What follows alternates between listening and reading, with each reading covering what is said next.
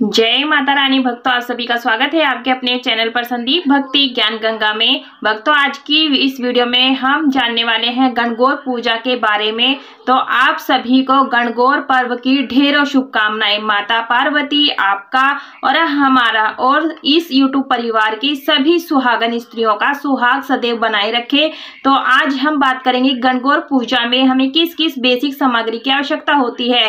तो देखिए, इसमें हमें एक चौकी चाहिए होती है, पटा चाहिए होता है। तो आप इस तरह से लकड़ी का पटा ले लें। तो आप अगर बड़ी पूजन कर रहे हैं तो 2 चौकी ले लें, नहीं तो आप 1 चौकी ले सकते हैं। भक्तों, यह जो पूजन है यह राजस्थानी मुख्य रूप से किया जाता है राजस्थान में। इसमें गाना यानी कि भगवान शिव और माता पार्वती गौर उनका पूजन किया जाता है। तो देखिए, अगर आपके पास गणगौर देखिए पूजा करने के लिए हमें आसन चाहिए पीला, और उसके बाद हमें यहाँ पर शिव परिवार की फोटो चाहिए।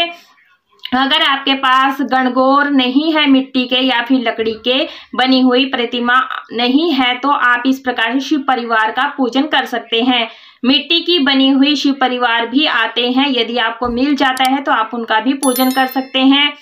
और भक्तों, इस प्रकार से हमें एक वाइट पेपर चाहिए होता है और इसके ऊपर हमें टिकिया लगानी होती हैं 16-16। तो इस प्रकार से जो कुंवारी कन्याएं होती हैं वो 8 टिकियां लगाती हैं, जो सुहागन महिलाएं होती हैं वो 16-16 टिकियां लगाती हैं। आज के दिन पूरे 16 श्रृंगार करके इस पूजन को किया जाता है। और उसके बाद हमें 2 लोटे चाहिए होते हैं जल के, एक कथा सुनने के लिए और एक भोग लगाने के लिए।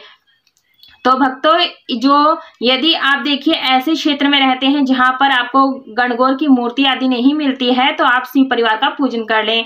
आप देख लेते हैं, थाली में हमें एक चौकटा चाहिए चंदन रोली अक्षत का, और उसके बाद में टिकिया लगाने के लिए मैंने रोली घोल ली है इस प्रकार से भक्तों। और इस तरह से काजल की मेहंदी की बिंदियां लगाई जाती हैं 16-16, तो आप ले लें इस प्रकार से। तो मैंने यहाँ पर काजल, मेहंदी और रोली घोल लिया। कहीं कहीं पर हल्दी की टिकिया भी लगाई जाती है, यदि आपके यहाँ पर हल्दी की टिकिया लगाई जाती हो तो हल्दी भी ले लें। और वस्त्र रूपी कलावा सभी को समर्पित कर देंगे। भक्तों, आज के दिन आप चाहे तो शिवलिंग का अभिषेक भी कर सकते हैं। तो इस प्रकार से आप जिस प्रकार से करवा चौथ का व्रत रखते हैं ना, वैसे ही ये इसी प्रकार से सुहागिनों के लिए यह दिन होता है। तीज का यह दिन होता है, यानी कि चैत्र मास के शुक्ल पक्ष की तृतीया तिथि को मनाया जाता है। तो देखिए, हमने यहाँ पर जनेऊ रख लिए हैं 2 गणपति जी को समर्पित करने के लिए, और गेहूं के दाने रख लिए हैं क्योंकि इसके ऊपर हमें दीप स्थापना करनी है। और दीपक मैंने यहाँ पर बना लिया है, देसी घी का भी बना सकते हैं आप, तिली के तेल का भी बना सकते हैं। धूप बना लेंगे भक्तों, यानी कि तीसरा जो नवरात्रा होता है चैत्र में, उसमें ये गणगौर का पर्व, मुख्य गणगौर का पर्व मनाया जाता है। साथ में कपूर रख लेंगे, इत्र की सेवा देंगे। साथ में ये किया जाता है, छापा आता है, तो आप छापे के लिए तस्वीर भी ले सकते हैं। अक्षत रख लेंगे इस प्रकार से, और कच्चा दूध रख लेंगे जिससे हमें छाटा देना होता है माता को। तो देखिए, होली से अगले दिन ये पूजन शुरू हो जाता है, तो रोज एक टिक्की दी जाती है पेपर पे।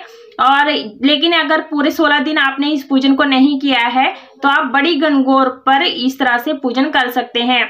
तो देखिए, कटोरी में डालने के लिए जो हम सुहाग का जल बनाते हैं उसमें कौड़ी चाहिए, सिक्का चाहिए। आप चांदी का सिक्का ले लें, यदि नहीं है तो जो प्रचलन में सिक्का है वो ले लें। सुपारी ले लें, हल्दी की गांठ और एक चांदी का छल्ला लेना होता है, जो कि हमें इस कटोरी में डालना है।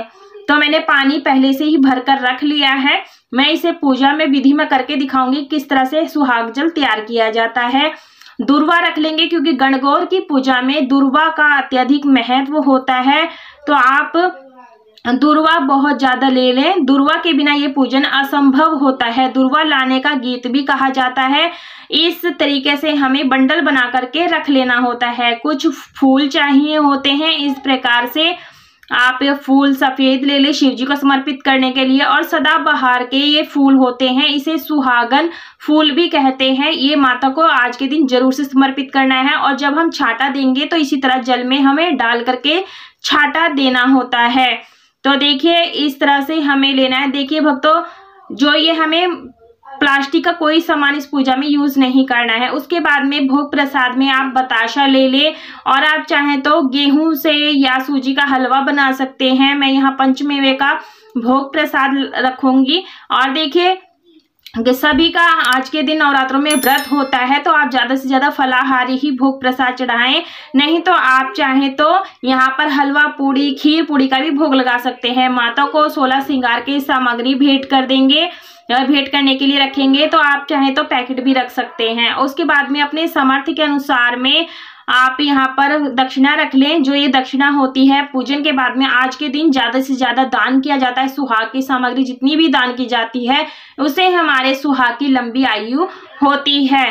तो देखिए ये सामग्री आप एक दिन पहले ही ले आएं, ताकि आप ये जब पूजन करें, ये पूजन सुबह सुबह में किया जाता है, यानी 10-11 बजे के आसपास कर लिया जाता है। तो सामग्री नोट कर लीजिएगा।